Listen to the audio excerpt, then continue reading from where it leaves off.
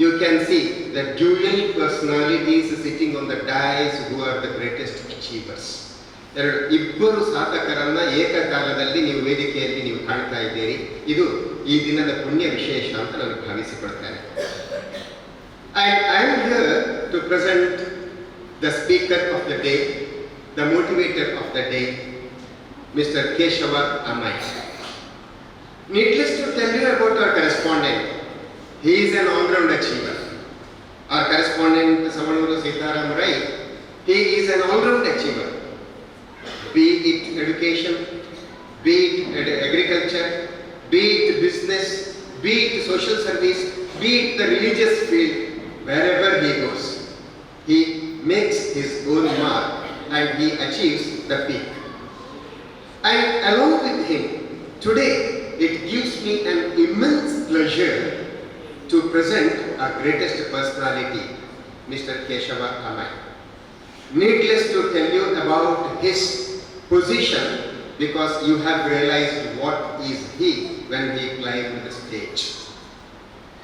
Keshava Amai, ಒಬ್ಬ ವಿಶೇಷ ಚೇತನದ ವ್ಯಕ್ತಿ, ಒಬ್ಬ ವಿಶೇಷ ಸಾಧಕ, ಇಡೀ ಜಗತ್ತಿಗೆ ಮಾದರಿಯಾಗಬಲ್ಲಂತಹ ಒಂದು ವ್ಯಕ್ತಿತ್ವವುಳ್ಳಂತಹ ಒಬ್ಬ ವ್ಯಕ್ತಿ.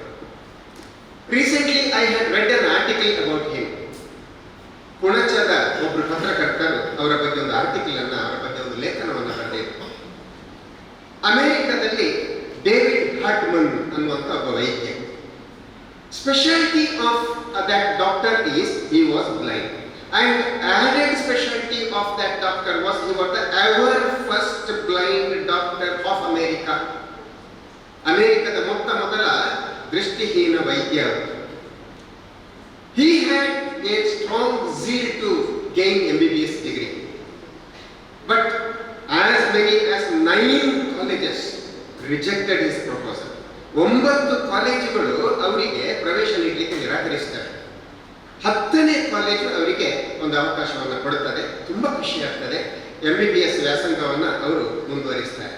ಎಷ್ಟು ಕಷ್ಟ ಬಂದರು ಅಂದರೆ, ದೃಷ್ಟಿ ಕಾಣ್ತಾ ಇರಲಿಲ್ಲ, ಸರಿಯಾಗಿ ಸಹಾಯ ಮಾಡುವುದು ಇರಲಿಲ್ಲ. ಮೆಡಿಕಲ್ ಕಾಲೇಜ್ ಅಂತ ಹೇಳಿದಾಗ ಅಲ್ಲಿ ಕೆಮಿಕಲ್ ಲ್ಯಾಬೊರೇಟರಿಗಳು ಇರ್ತವೆ, ಪವರ್ಫುಲ್ ಕೆಮಿಕಲ್ಗಳು ಇರ್ತವೆ. ಅಕಸ್ಮಾತ್ ತಪ್ಪಿ ಇವರು ಆ ಲ್ಯಾಬೊರೇಟರಿನಲ್ಲಿ ಇದ್ದಂತಹ ಕೆಮಿಕಲ್ಗಳಿಗೆ ಕೈಯನ್ನು ಹಾಕಿದಾಗ ಕೈ ಸುಟ್ಟುಕೊಂಡಂತ ಪ್ರಕರಣಗಳು. ಸ್ಟಿಲ್ ಆ David Hartman, he did not step back. He completed his MBBS degree. He became the doctor, and on the day of convocation, as many as 10,000 students gathered to listen to his speech. ಅವರ ಭಾಷಣವನ್ನು ಕೇಳುವುದಕ್ಕಂತಲೇ 10,000 ಜನ ಅಲ್ಲಿ ಸೇರಿದ್ರು. and he became the world famous doctor. Just ಈ ಲೇಖನದಲ್ಲಿ ಇದ್ದಂತ ನಾನು ಇದನ್ನು ಯಾಕೆ ಉಲ್ಲೇಖಿಸ್ತೇನೆ ಅಂದರೆ, ಇವತ್ತು ನಮ್ಮನ್ನ ಉದ್ದೇಶಿಸಿ ಮಾತಾಡಲಿಕ್ಕೆ ಬಂದಿರುವಂತಹ, ನೀವು ಅವರ ಬಗ್ಗೆ ಕೇಳಬಹುದಾದಂತಹ ಪ್ರಶ್ನೆಗಳಿಗೆ ಸಾಚಾವಾದಂತಹ ಉತ್ತರವನ್ನು ನೀಡಲಿಕ್ಕೆ ಬಂದಿರುವಂತಹ ಮಿಸ್ಟರ್ ಕೇಶವ ಅಮೈ ಅವರು SRK ಲ್ಯಾಡರ್ಸ್ ಇದರ ಮಾಲೀಕರು. ಈಗ ಅವರು ಅದರ ಮಾಲೀಕರು. ಈಗ ಒಂದು ಸುಮಾರು 90 ಲಕ್ಷ ರೂಪಾಯಿ ಮೌಲ್ಯದ ಒಂದು ಕಾರ್ನಲ್ಲಿ ಅವರು ಓಡಾಡ್ತಾರೆ. ದೊಡ್ಡ ಓಲ್ವೋ ಕಾರ್ ಇದೆ. ಇವತ್ತು ತರಲಿಲ್ಲ, ಇವತ್ತು ಪರಿಸರ ಸ್ನೇಹಿ EV ತಂದಿದ್ದಾರೆ, ಎಲೆಕ್ಟ್ರಿಕಲ್ ವೆಹಿಕಲ್ ಅಲ್ಲಿ ಬಂದಿದ್ದಾರೆ ಅವರು. ಇವತ್ತು ಈಸ್ ಎ ಬಿಸ್ನೆಸ್ ಟೈಕೂನ್, ದೊಡ್ಡ ಒಂದು ದಿಗ್ಗಜ. ಅವರು ವ್ಯವಹಾರ ಕ್ಷೇತ್ರದ ದೊಡ್ಡ ದಿಗ್ಗಜ. ಆದರೆ ಅವರ ಇತಿಹಾಸವನ್ನು ನಾವು ಗಮನಿಸಬೇಕು. ಸುಬ್ರಹ್ಮಣ್ಯದ ಬಳಿಯ ಬಿಳಿನೆಲೆಯ ಬಳಿಯ ಕಲಾಯಿಗುತ್ತು ಅನ್ನುವಂಥ ಜಾಗದಲ್ಲಿ ಅವರ ಮನೆ. ಅವರ ತಂದೆ ದಿವಂಗತ ನೊಣಯ್ಯಗೌಡ ಅಂತೇಳಿ, he was the village accountant. It was a meager family, a poor family, a poormost family of course. 5 children. ಆ ಬಡ ಕುಟುಂಬದಲ್ಲಿ ಇವರು 5 ಮಕ್ಕಳು ಅವರ ತಂದೆ ತಾಯಿ. And that village accountant, his father, Mr. ನೊಣಯ್ಯಗೌಡ, he had 300 rupees salary per month. 300 ರೂಪಾಯಿ ಸಂಬಳದಲ್ಲಿ ಅವರು ಈ ಮಕ್ಕಳನ್ನು ಸಾಕಿದ್ರು.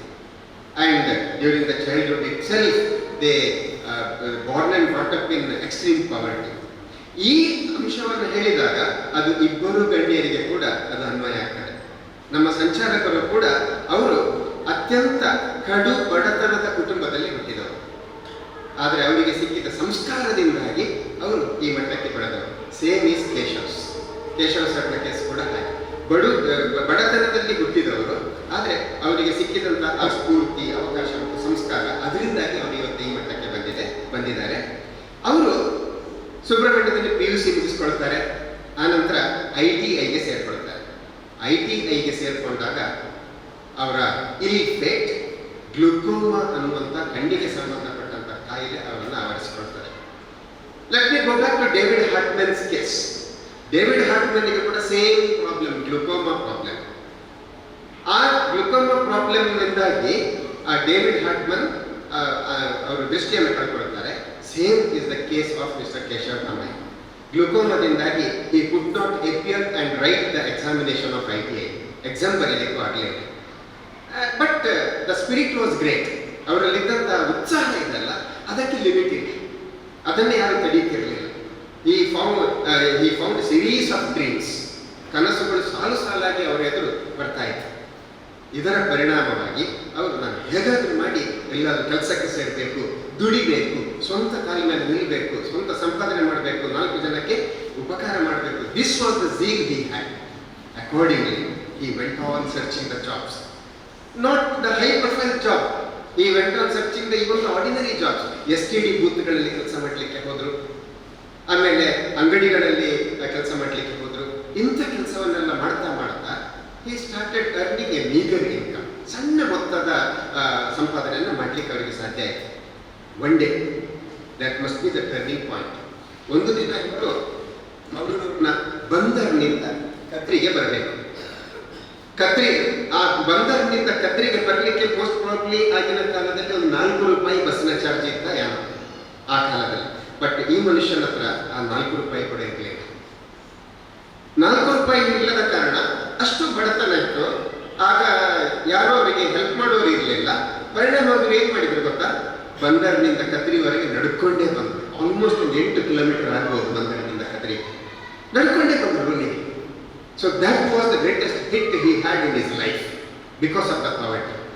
ಅಲ್ಲಿಂದ ಮುಂದೆ ಅವರು ಹೇಗೋ ಮಾಡಿ ವೀನು ಲ್ಯಾಡರ್ಸ್, ಆ ಬ್ರ್ಯಾಂಡ್ ನೇಮ್ ಕೇಳಿರ್ಬೋದು, ವೀನು ಲ್ಯಾಡರ್ಸ್ಗೆ ಎಂಪ್ಲಾಯಿ ಆಗಿ ಸೇರ್ಕೊಳ್ತಾರೆ. ಅಲ್ಲಿ ಅವರೊಂದಷ್ಟು ಕಾಲ ಕೆಲಸ ಮಾಡ್ತಾರೆ, ಒಂದು 2 ವರ್ಷ ಕೆಲಸ ಮಾಡ್ತಾರೆ. ಅಲ್ಲೂ ಕೂಡ because of the glaucoma problem, the owner of the Veenu ladder he did not want to continue his service there. So he came out. At that time, he even today remembers Mr. Mariyappa Bhat. Mariyappa Bhat ಅನ್ನೋ ಒಬ್ಬ ಕೃಷಿಕ, ಅವರ ಹೆಸರನ್ನು ಕೇಶವ್ ಅವರು ಯಾವಾಗಲೂ ನೆನಪಿಸ್ಕೊಳ್ತಾರೆ. ಯಾಕಂದ್ರೆ ಒಂದು ರೀತಿಯಲ್ಲಿ ಕೇಶವ್ ಅವರಿಗೆ ಮರಿಯಪ್ಪ ಭಟ್ರೆ ಒಂದು ಇನ್ಸ್ಪಿರೇಷನ್. ಹೇಗೆ ಮರಿಯಪ್ಪ ಭಟ್ರು ಒಳ್ಳೆ ಕೃಷಿಕರು, ಅವರಿಗೆ ಬೇರೆ ಬೇರೆ ಥರದ ಲ್ಯಾಡರ್ಗಳು, ಆಮೇಲೆ ದೋಂಟಿಗಳು, ಕೊಕ್ಕೆಗಳು ಇಂಥದ್ದೆಲ್ಲ ಬೇಕಿತ್ತು. ಅವರು ಬಂದು ಕೇಶವ್ ಅವರ ಹತ್ರ ಹೇಳಿದರು, ನೀವು ವೀನು ಲ್ಯಾಡರ್ಸ್ಗೆ ಕೆಲಸ ಮಾಡಿದವರಲ್ಲ, ನೀವು ಸ್ವಂತವಾಗಿ ನನಗೆ ಕೆಲವು ಏಣಿಗಳನ್ನು ಮಾಡಿಕೊಡ್ಬೇಕು. This fellow did not have anything. ಯಾವುದು ಮೆಷಿನರಿ ಇಲ್ಲ, ಏನಿಲ್ಲ, ಕ್ಯಾಪಿಟಲ್ ಇಲ್ಲ, ಬಂಡವಾಳ ಇಲ್ಲ, ಏನಿಲ್ಲ. ಬಟ್ ಮರಿಯಪ್ಪ ಭಟ್ರು ಬಿಟ್ಲೇ ನೀವು ಮಾಡಿಕೊಡ್ಬೇಕು ಅಂತ. ಹಾಗೆ ಇವರಿಗೊಂದು ಯೋಚನೆ ಬಂತು.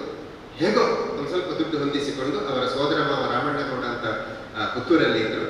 ಅವರ ಅಂಗಣದಲ್ಲಿ ಸಣ್ಣ ಒಂದು ಶೆಡ್ನಲ್ಲಿ ಇವರ ಫ್ಯಾಕ್ಟರಿಯನ್ನು ಸ್ಟಾರ್ಟ್ ಮಾಡಿದರು. That was the beginning. And the new design and high quality of his product, ಇದು ಎರಡೇ ಅವರ ಸ್ಟ್ರಾಂಗ್ ಪಾಯಿಂಟ್. ಯಾವುದು ಅಂತ ಹೇಳಿದ್ರೆ ನ್ಯೂ ಡಿಸೈನ್, ಆ ಕಾಲಕ್ಕೆ ಬೇಕಾದಂಥ ಡಿಸೈನ್ಗಳನ್ನು ಮಾಡ್ತಾರೆ. ಅಂಡ್ ದ ಕ್ವಾಲಿಟಿ, ಆ ಕ್ವಾಲಿಟಿ ಬಹಳ ಸ್ಟ್ರಾಂಗ್ ಆಗಿದೆ. ನಾನು ಒಂದು ಉಲ್ಲೇಖವನ್ನು ಹೇಳಲೇಬೇಕು. I have one of my best friends mister Umesh Poojari ಅಂತ ಇದ್ದಾರೆ. ಅವರು ಶಾಂತಿಕೋಟ್ನವರು. ನಾನು ಅವರ ಮನೆಗೆ ಇತ್ತೀಚೆಗೆ ಹೋಗಿದ್ದೆ. ಹೋದಾಗ ನಾನು ಅವರ ಜೊತೆ ಮಾತಾಡ್ತಾ ಲ್ಯಾಡರ್ನ ವಿಷಯ ಬಂತು. ಆಗ ಸಡನ್ ಆಗಿ ಅವರು ಹೇಳಿ, ಹೌದು ಸರ್, ನಾನು ಯಾವುದೋ ಒಂದು ಕಂಪನಿದು ಲ್ಯಾಡರ್ ತಂದಿದ್ದೆ, ಅದು 2 ವರ್ಷದಲ್ಲಿ ಮುರಿದೋಯ್ತು. ನಾನೀಗ SRK ಅವ್ರದ್ದು ತಂದೆ. SRK ಲ್ಯಾಡರ್ಸ್ ನಾನು 8 ವರ್ಷ ಆಯಿತು ತಂದು, ಅದು ಇನ್ನೂ ಕೂಡ ಅಷ್ಟು ಸ್ಟ್ರಾಂಗ್ ಆಗಿದೆ. ಇದು ಅವರಿಂದ ಬಂದಂಥ ಮಾತು. ಇದು ನಾನು ಕೇಶವರಿಗೆ ಕೂಡ ನಾನು ಈಗಲೇ ಹೇಳ್ತಾ ಇದ್ದೇನೆ, ಮಿಸ್ಟರ್ ಉಮೇಶ್ ಪೂಜಾರಿ ಅನ್ನುವಂಥವ್ರು ನಿಮ್ಮ ಲ್ಯಾಡರ್ನ ಕ್ವಾಲಿಟಿ ಬಗ್ಗೆ ಒಳ್ಳೆಯ ಅಪ್ರಿಸಿಯೇಷನ್ ಅನ್ನು ಹೇಳಿದ್ದಾರೆ ಕೇಶವ ಸರ್. ಇದು quality. So new design and high quality, ಇದು 2 ಅವರ ಸ್ಟ್ರಾಂಗ್ ಪಾಯಿಂಟ್ಗಳು. ಇದರಿಂದಾಗಿ ಅವರು ಇವತ್ತು ವಿಶ್ವಮಾನ್ಯರಾಗಿದ್ದಾರೆ. ಹೈಲಿಂಗ್ ಫ್ರಮ್ ಅವರ ಸಣ್ಣ ಫ್ಯಾಕ್ಟರಿ ಪುತ್ತೂರಲ್ಲಿ ಇದೆ. ಪುತ್ತೂರಿನಿಂದ ಭಾರತದಾದ್ಯಂತ ಮಾತ್ರ ಅಲ್ಲ, ಇನ್ನು ಮುಂದಕ್ಕೆ ಬೇರೆ ದೇಶಗಳಿಗೂ ಕೂಡ ಅವರ ಪ್ರಾಡಕ್ಟ್ ಹೋಗುವಷ್ಟರ ಮಟ್ಟಿಗೆ ಅವರು ಅವರ ಒಂದು ಫ್ಯಾಕ್ಟರಿಯನ್ನು ಬೆಳೆಸಿದ್ದಾರೆ, ಕ್ವಾಲಿಟಿಯನ್ನು ಕಾಪಾಡಿದ್ದಾರೆ. ಅಂತಹ ಒಬ್ಬ ಕೇಶವ ಸರ್ ಅವರು ಪುತ್ತೂರಿನಲ್ಲಿ ನ್ಯೂಸ್ ಪುತ್ತೂರು ಅಂತ ಕಾರ್ಯಾಚರಣೆ ಮಾಡ್ತಾ ಇದೆ. ಇವತ್ತು ನ್ಯೂಸ್ ಪುತ್ತೂರಿನವರು ಇದರ ರೆಕಾರ್ಡನ್ನು ಕೂಡ ಮಾಡ್ತಾ ಇದ್ದಾರೆ. ಆ ನ್ಯೂಸ್ ಪುತ್ತೂರು ಸಂಸ್ಥೆಯ ಅಧ್ಯಕ್ಷರಾಗಿ ಕೂಡ ಅವರು ಕೆಲಸ ಮಾಡ್ತಾ ಇದ್ದಾರೆ.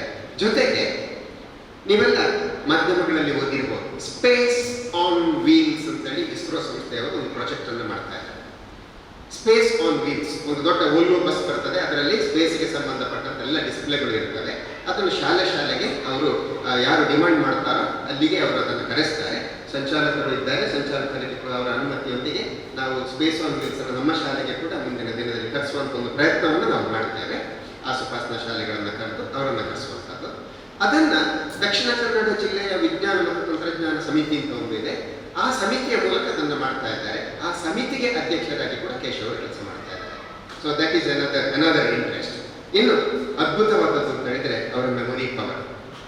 ನಾನು ಮೊದಲ ಬಾರಿಗೆ ಅವರನ್ನು ಭೇಟಿ ಮಾಡಿದ್ದು ಕಡಬ ತಾಲೂಕಿನ ಕನ್ನಡ ಸಾಹಿತ್ಯ ಸಮ್ಮೇಳನದ ವೇದಿಕೆಯಲ್ಲಿ. ಆ ವೇದಿಕೆಯಲ್ಲಿ ನಾನು ಒಬ್ಬ ಸಂಪನ್ಮೂಲ ವ್ಯಕ್ತಿಯಾಗಿದ್ದೆ. ಸುಮಾರು ಒಂದು 20ರಷ್ಟು ಜನ ಆ ವೇದಿಕೆಯಲ್ಲಿದ್ದರು. ಆ ವೇದಿಕೆಯಲ್ಲಿ ಉದ್ಘಾಟನಾ ಸಮಾರಂಭದ ನಂತರ ನಡೆದಂತಹ ಕಾರ್ಯಕ್ರಮದಲ್ಲಿ ಸ್ವಾಗತ ಭಾಷಣ ಮಾಡುವಂತಹ ಜವಾಬ್ದಾರಿ ಕೇಶವ್ ಸರಿಗೆ. ಅಷ್ಟೂ ಜನರನ್ನ ಕೂಡ ಅವರ ಡೆಸಿಗ್ನೇಷನ್ ಸಹಿತವಾಗಿ ಆರ್ಡರ್ ಪ್ರಕಾರ ಅವರು ನೆನಪಿನ ಶಕ್ತಿಯಿಂದ ಮೈಕಿನ ಎದುರು ನಿಂತು ಎಲ್ಲರನ್ನ one by one without even A single mistake, without even dragging the voice ಅಂತ ಹೇಳಲಿಕ್ಕಿಲ್ಲ, ಅಷ್ಟು ನೀಟಾಗಿ ಅಷ್ಟು ಜನರನ್ನ ಕೂಡ ಅವರ ನೆನಪಿನ ಶಕ್ತಿಯಲ್ಲಿ ಇಟ್ಟುಕೊಂಡು ಅವರನ್ನು ಸ್ವಾಗತ ಮಾಡಿದ್ದ ನೋಡಿದಾಗ ರಿಯಲಿ ಐ ವಾಸ್ ಮೆಸ್ಮರೈಸ್ಡ್. ನಾನು ಅವತ್ತೇ ಅಂದುಕೊಂಡೆ, ಖಂಡಿತ ಒಂದಲ್ಲ ಒಂದು ದಿನ ಇವರನ್ನು ನಮ್ಮ ಮಕ್ಕಳಿಗೆ ಪರಿಚಯ ಮಾಡಿಸಬೇಕು. ಸೊ ಇದು ಜಸ್ಟ್ ಇನ್ ಬ್ರೀಫ್ ನಾನು ಅವರ ಬಗ್ಗೆ ಹೇಳಬೇಕಾದ ಕೆಲವು ಸಂಕ್ಷಿಪ್ತವಾದಂಥ ವಿಷಯಗಳು ಮಾತ್ರ. ಮುಂದೆ ಈ ವೇದಿಕೆಯಲ್ಲಿ ಕಾರ್ಯಕ್ರಮಗಳು ಮುಂದುವರಿಯುತ್ತದೆ.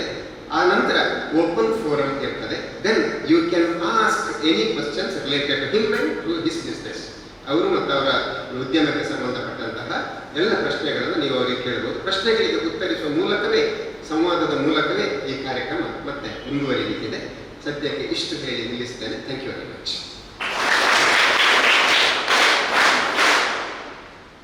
Now it's the time to announce the name of Pratibha Karanji and athletic achievers. It's over to Parimala.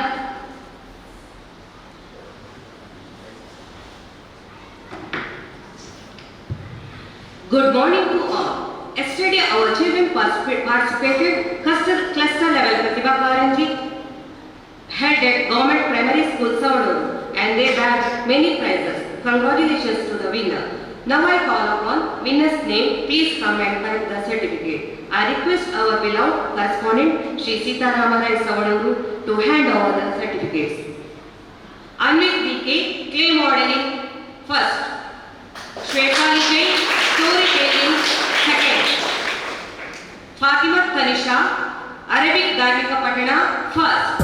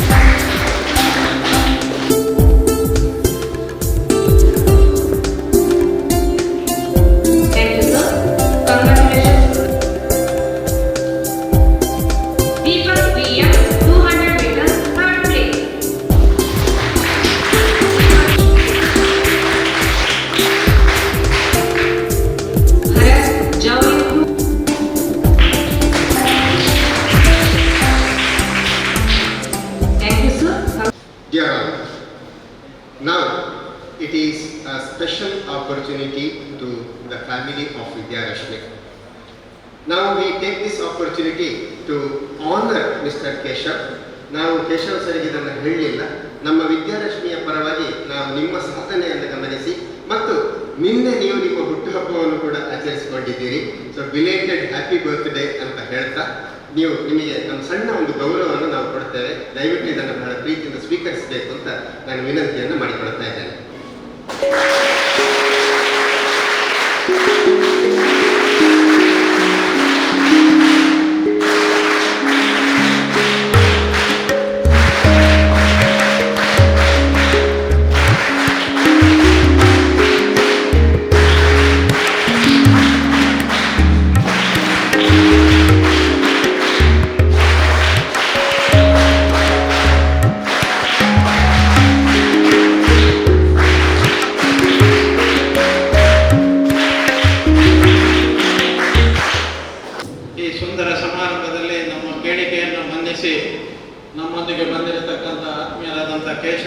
ಅವರೇ, ಪ್ರಾಂಶುಪಾಲರೇ, ಕಸ್ತೂರಿಯವರೇ ಮತ್ತು ನನ್ನ ಪ್ರೀತಿಯ ವಿದ್ಯಾರ್ಥಿನಿಗಳೇ, ಅಧ್ಯಾಪಕ ಬಂಧುಗಳೇ, ಬಹಳ ಒಂದು ಒಳ್ಳೆಯ ಕಾರ್ಯಕ್ರಮ ಅಂತ ನನಗೆ ಬಹಳ ಸಂತೋಷ ಆಗಿದೆ.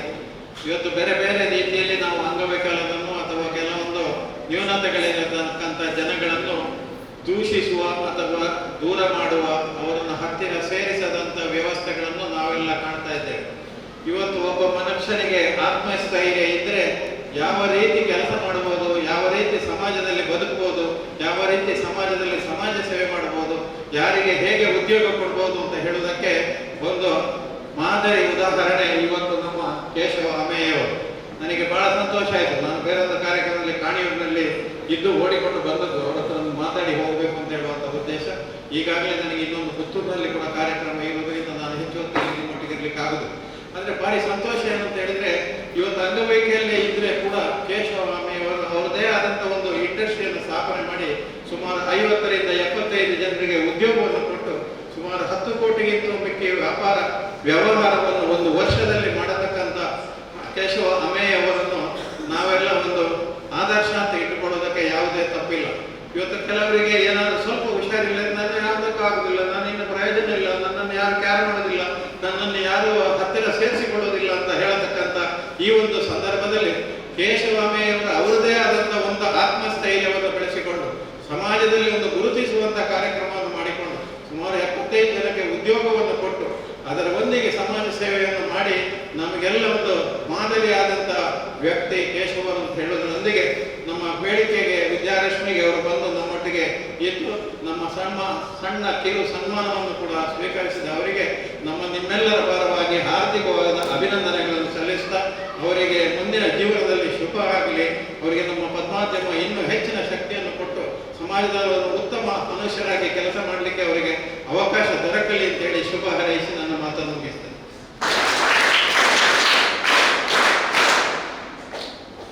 Now we are moving to the prime time of the event. We shall reserve our ears along with heart and soul to listen to today's motivational speaker. Over to you, sir. Vidyarashmi ವಿದ್ಯಾಸಂಸ್ಥೆ ಸವಣೂರು ಈ ಸುಂದರ ಸಮಾರಂಭದ ಅಧ್ಯಕ್ಷತೆಯನ್ನು ವಹಿಸಿಕೊಂಡಿರುವಂತಹ ನಮ್ಮ ಈ ಕಾಲೇಜಿನ ಸಂಚಾಲಕರಾದ Savanur Sitaramarai sir ಅವರೇ, ಹಾಗೆ ಈ ಕಾಲೇಜಿನ ಪ್ರಾಂಶುಪಾಲರಾದ ಸೀತಾರಾಮ್ ಕೇವಲ್ರೆ, ಹಾಗೆ ಕಸ್ತೂರಿ ಮೇಡಮ್ ಅವರೇ, ನಮ್ಮ ಎದುರಿಗೆ ಆಸೀನರಾಗಿರುವಂತಹ ನಮ್ಮೆಲ್ಲ ಶಿಕ್ಷಕ ಬಂಧುಗಳೇ, ಶಿಕ್ಷಕೇತರ ಬಂಧುಗಳೇ, ಎಲ್ಲ ವಿದ್ಯಾರ್ಥಿ ಮಿತ್ರರೇ, ನಮಗೆಲ್ಲರಿಗೂ ನನ್ನ ಪ್ರೀತಿಪೂರ್ವಕ ನಮಸ್ಕಾರಗಳು.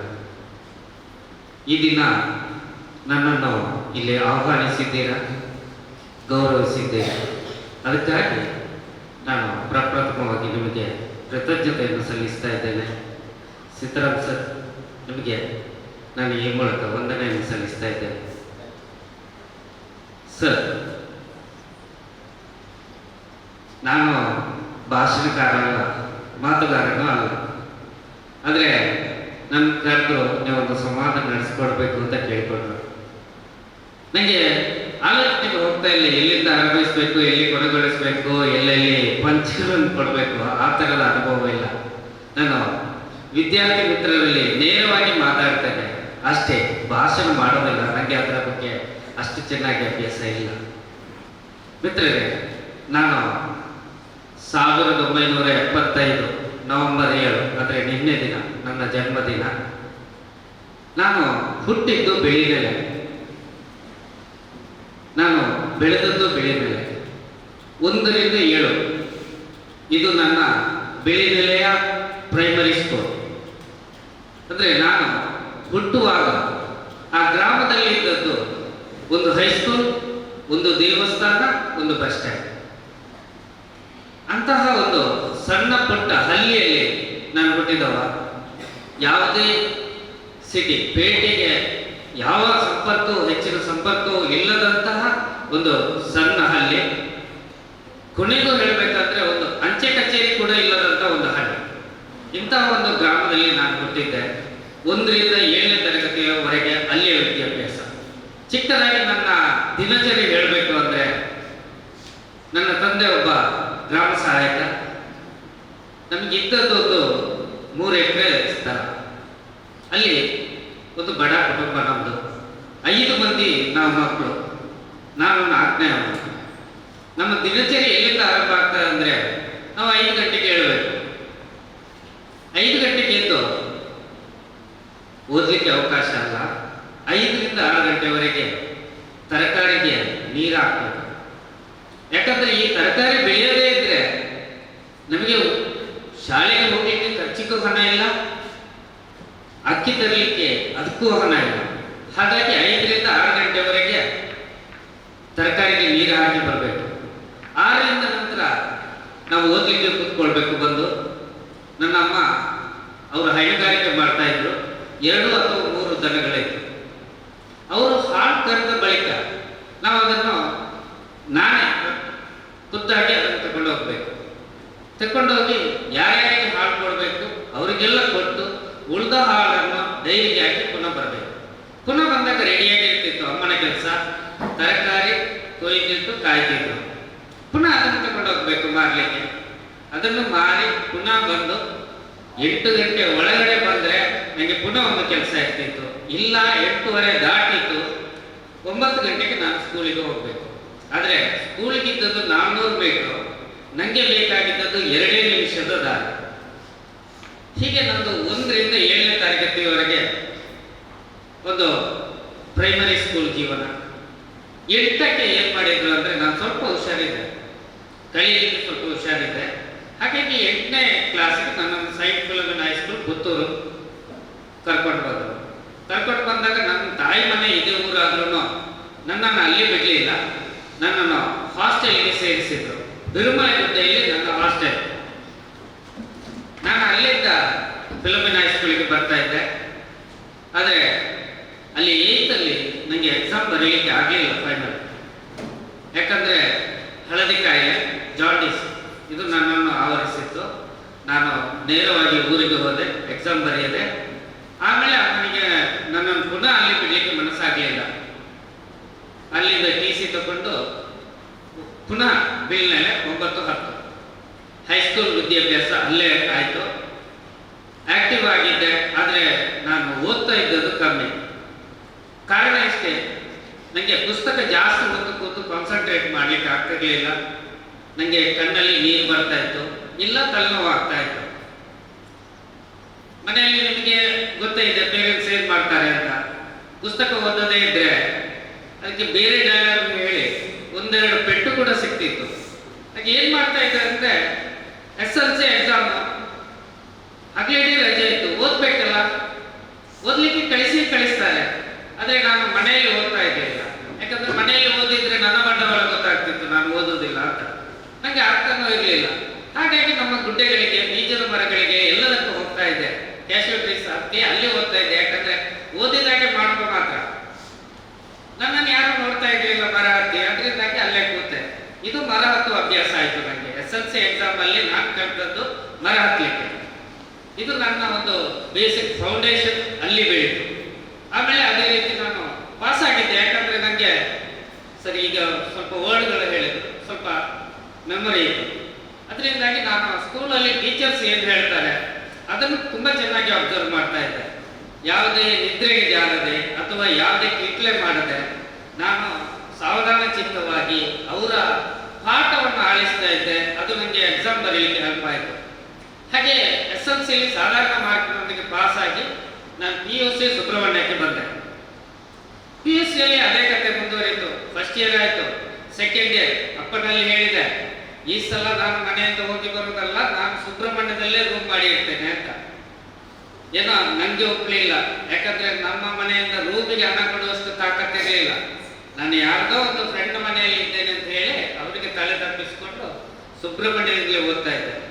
ಏನೋ ನನ್ನ ಪುಣ್ಯಕ್ಕೆ 5ರಲ್ಲಿ ಪಾಸ್ ಆಗುತ್ತೆ, 1ರಲ್ಲಿ ಹೋಯಿತು. ಆದರೆ ನಿರಾಶೆ ಆಗಲಿಲ್ಲ. ನನಗೆ ಗೊತ್ತಿತ್ತು ನಾನು ಎಷ್ಟು ಬರ್ತಿದ್ದೇನೆ ಅಂತ ನನಗೆ ಗೊತ್ತಿತ್ತು. ನನ್ನಿಂದ ಏನು ಮಾಡುವಾಗಿರಲಿಲ್ಲ. ನೇರವಾಗಿ ಇನ್ನೊಂದು ಎಕ್ಸಾಮ್ ಕಟ್ಟಿ ಅದನ್ನು ಪಾಸ್ ಮಾಡಿಕೊಂಡು ನೇರ ಮಂಗಳೂರು ಹೋದೆ. ಮಂಗಳೂರಲ್ಲಿ ಕೂಡ ITI ಸೇರಿಕೊಂಡೆ ಹೊರತು ಏನು ಅಲ್ಲಿ ದೊಡ್ಡದಾಗಿ ಮಾಡಲಿಕ್ಕೆ ಆಗಲಿಲ್ಲ, ಎಕ್ಸಾಮ್ ಬರೀಲಿಕ್ಕೂ ಆಗಲಿಲ್ಲ. ಆದರೆ ಆವಾಗಲೇ ನಾನು ಕೆಲಸಕ್ಕೂ ಕೂಡ ಸೇರಿಕೊಂಡೆ. ಸಂಜೆ 6ರಿಂದ ರಾತ್ರಿ 10ರವರೆಗೆ STD ಬೂತಲ್ಲಿ ಕೂತಿದ್ದೆ. ಸರಿ, ಈಗ ಅದನ್ನು ಮೆನ್ಷನ್ ಮಾಡಿದ್ರು.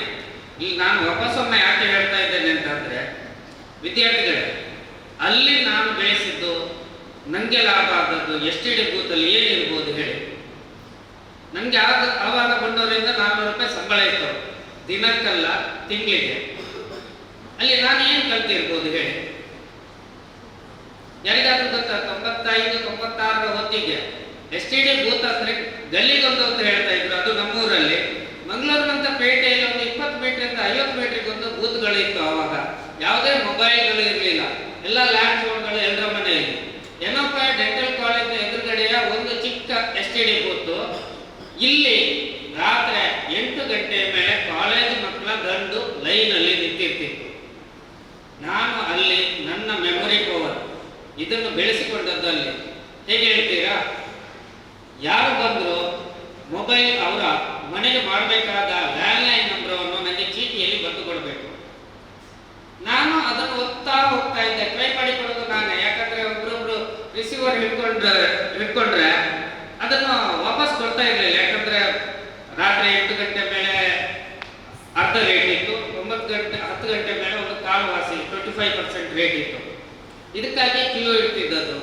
ದೂರದ ಊರುಗಳಿಗೆಲ್ಲ ವಿದ್ಯಾರ್ಥಿಗಳು ಕಾಲ್ ಮಾಡ್ತಾ ಇದ್ರು. ಆವಾಗ ಅವರ ಕೈಗೆ ರಿಸೀವರ್ ಕೊಡದೆ ನಾನು ನಂಬರವನ್ನು ಒತ್ತುತ್ತಾ ಇದ್ದೆ. ಹೆಚ್ಚಿನ ಸೀನಿಯರ್ಸಿಗೆ ಅನುಭವ ಇರ್ಬೋದು. ಆ ನಂಬರ್ ಒತ್ತುತ್ತಾ ಇದ್ದ ಟೈಮಲ್ಲಿ ಎಲ್ರಿಗೂ ಎಲ್ಲ ಮನೆಯ ನಂಬರು ನೆನಪಿತ್ತು. ಆದರೆ ಈ ಮೊಬೈಲ್ ಯಾವತ್ತು ಬಂತೋ ಅವತ್ತಿಂದ ನಂತರ ಮೆಮೊರಿಯನ್ನು ಕಳ್ಕೊಂಡಿದ್ದೇವೆ. ಇವಾಗಿನ ವಿದ್ಯಾರ್ಥಿಗಳು ಏನು ಮಾಡ್ತಾರೆ ಅಂದರೆ, ಎಲ್ಲವನ್ನು ಮೊಬೈಲಲ್ಲಿ ಇದೆ, ತಲೆಯಲ್ಲಿ ಯಾವುದೂ ಇಲ್ಲ. ನಮಗೆ ಆವಾಗ ಎಲ್ಲರ ಪ್ರತಿಯೊಬ್ಬರು ನಂಬರ್ಗಳು, ಅವರ ಡೈಲಿ ರೊಟೀನ್ ಯಾರೆಲ್ಲ ಬರ್ತಾರೆ ಅವರ ನಂಬರ್ಗಳು ವಿತ್ STD ಕೋಡ್. ಇವಾಗಲೂ ನಮಗೆ ನೆನಪಿದೆ. ದಕ್ಷಿಣ ಕನ್ನಡ ಜಿಲ್ಲೆಯ ಪ್ರತಿ ತಾಲೂಕಿನ STD ಕೋಡ್ ನಂಬರ್ಗಳು ನೆನಪಿದೆ. ಮೈಸೂರು ಜಿಲ್ಲೆದು ನೆನಪಿದೆ, ಬ್ಯಾಂಗ್ಳೂರು ನೆನಪಿದೆ. ಆದರೆ ಆ ಥರದ ಮೆಮೊರಿ ಶಕ್ತಿ ಬರಲಿಕ್ಕೆ ನನಗೆ ಅದೊಂದು ಬಹಳ ದೊಡ್ಡ ಏಣಿ ಆಯಿತು. ಆ ನಂತರ ನಾನು ಏಣಿ ಕಂಪನಿಗೆ ಸೇರಿಕೊಂಡೆ. ಕೆಲವೇ ದಿನಗಳಲ್ಲಿ ನಾನು ಏಣಿ ತಯಾರು ಮಾಡಲಿಕ್ಕೆ ಹೊರಟೆ. ಸರ್ ಹೇಳಿದ್ರು, ಮರಿಯಪ್ಪ ಭಟ್ರು ನನಗೆ ಪ್ರೇರಣೆ. ನಂಗೆ ಗೊತ್ತಿತ್ತು ಮರ ಹತ್ತಿ. ನಾನು ಹೇಳಿದೆ, ಮರದಿಂದ ಹೇಗೆ ಜಾರಬೇಕು ಅಂತ ಗೊತ್ತಿತ್ತು, ಮರ ಹತ್ತಬೇಕು ಅಂತ ಹೇಗೆ ಗೊತ್ತಿತ್ತು. ಎದೆಯ ಚರ್ಮ ಹೋಗುವವರೆಗೆ ನಾನು ಹತ್ತುತ್ತಾ ಇದ್ದೆ, ಇಳಿತಾ ಇದ್ದೆ. ಇದು ಎಲ್ಲಿವರೆಗೆ ಬಂತು ಅಂದರೆ, ಮಂಗಳೂರಿಂದ ಮನೆಗೆ ಬಂದಾಗ ಇದು ನನ್ನಿಂದ ಆಗುವಂಥ ಕೆಲಸ ಅಲ್ಲ. ಮತ್ತು ಬಿಡೋದು ಹೇಗೆ ಅಂತ ಹೇಳುವಂಥದ್ದು ಮರಿಯಪ್ಪ ಭಟ್ರು ಹೇಳಿದಾಗ ಆಲೋಚನೆ ಆಯಿತು. ಸರಿ, ಇದಕ್ಕೊಂದು ಪರಿಹಾರ ಮಾಡಲೇಬೇಕು ಅಂತ ಹೇಳಿ ಆವಾಗ ನಾನು ಇಲ್ಲಿ ನಮ್ಮಲ್ಲಿ ಇಲ್ಲದಂತಹ ಒಂದು ಏಣಿಯನ್ನು ನಾನು ನನ್ನದೇ ರೀತಿಯಲ್ಲಿ ತಯಾರು ಮಾಡಿದೆ.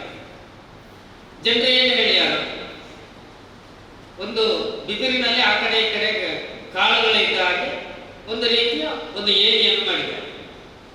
ಇದನ್ನು ನಾನು ಮಾಡಿದ್ದು ನನ್ನ ಮಾವನ ಮನೆ ಪುತ್ತೂರಲ್ಲಿ.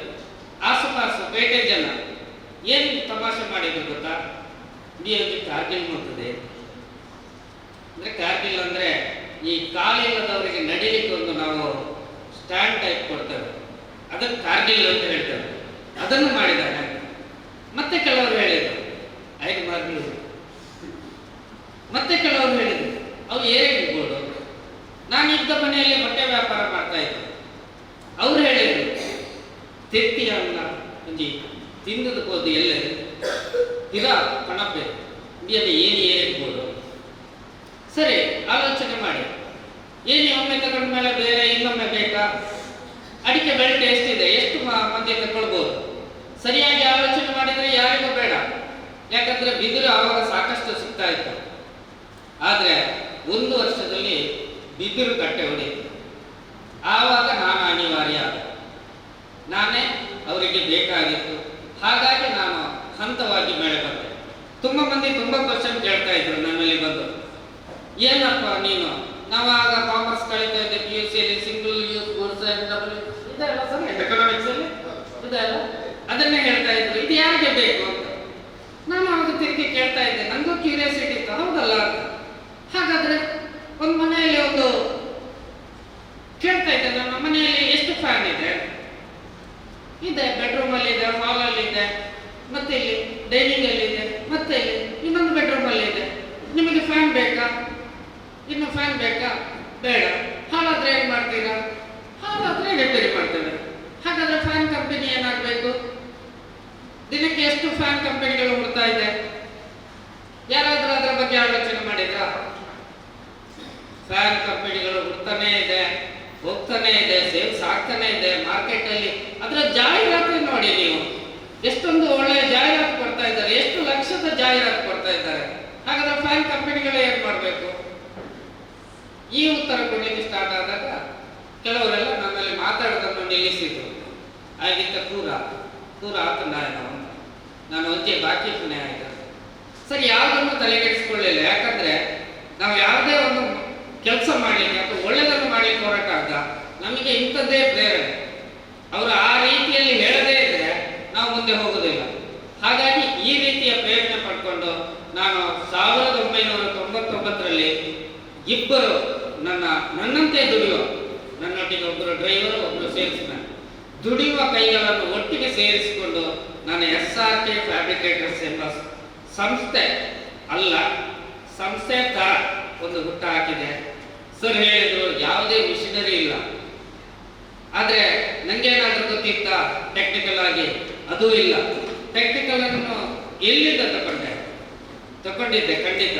ಒಂದು ತಿಂಗಳು ಎಲ್ಲ ಕಡೆ ಏನೇನೋ ಸಣ್ಣ ಇಂಡಸ್ಟ್ರಿಗಳಿವೆ, ಸಣ್ಣ ವೆಲ್ಡಿಂಗ್ ಶಾಪ್ಗಳಿವೆ, ಅಲ್ಲಿ ಕೂತ್ಕೊಂಡು ಅಥವಾ ಹೊರಗಡೆಯಿಂದ ನೋಡ್ತಾ ಇದ್ದೆ ಅವ್ರು ಏನ್ ಮಾಡ್ತಾರೆ. ಇದ್ರ ಬಗ್ಗೆ ನನಗೆ ದೊಡ್ಡದಾಗಿ ಅನುಭವ ಇರಲಿಲ್ಲ. ಹಾಗೆ ನೋಡ್ತಾ ನಂಗೆ ಎಲ್ಲವೂ ಗೊತ್ತಾಗ್ತಾ ಬಂತು, ಹೇಗೆ ಮಾಡ್ಬೋದು. ನಾನು ಅಲ್ಲಿ ನಿಂತುಕೊಂಡು ಏನು ನೋಡ್ತಾ ಇದ್ದೆ, ನನ್ನಲ್ಲಿ ಏನೊಂದು ಮಿಷಿನರಿ ಇರಲಿಲ್ಲ. ಒಂದು ಬಾಡಿಗೆಗೆ ಒಂದು ಡ್ರಿಲ್ಲಿಂಗ್ ಮಿಷಿನ್ ತಕೊಂಡು ಬಂದು ಅದರಲ್ಲಿ ತೂತು ಹೇಗೆ ಆಗ್ತದೆ ಅಂತ ಟ್ರೈ ಮಾಡಿದೆ. ಅಲ್ಲಿಂದ ಆರಂಭ ಆಯಿತು. ನಾನೇ ಪ್ರಯತ್ನ ಪಟ್ಟು ಒಬ್ಬ ಸೀನಿಯರ್ ಟೆಕ್ನಿಷಿಯನ್ ಕರ್ಕೊಂಡು ಬಂದು ರಾತ್ರಿ ಹೊತ್ತು ಕೆಲಸ ಮಾಡಲಿಕ್ಕೆ ಸ್ಟಾರ್ಟ್ ಮಾಡಿದೆ. ಸುಮಾರು 2004ರವರೆಗೆ ಹೀಗೆ ಬೇಕಾಬಿಟ್ಟಿ ಕೆಲಸ, ಯಾವುದೇ ಆಟೋಟ ಇಲ್ಲ. ನನಗೆ ಆವಾಗ ಕಣ್ಣು ಒಂದು 50 to 60% ಹೋಗಿದ್ದು ಅಷ್ಟೇ.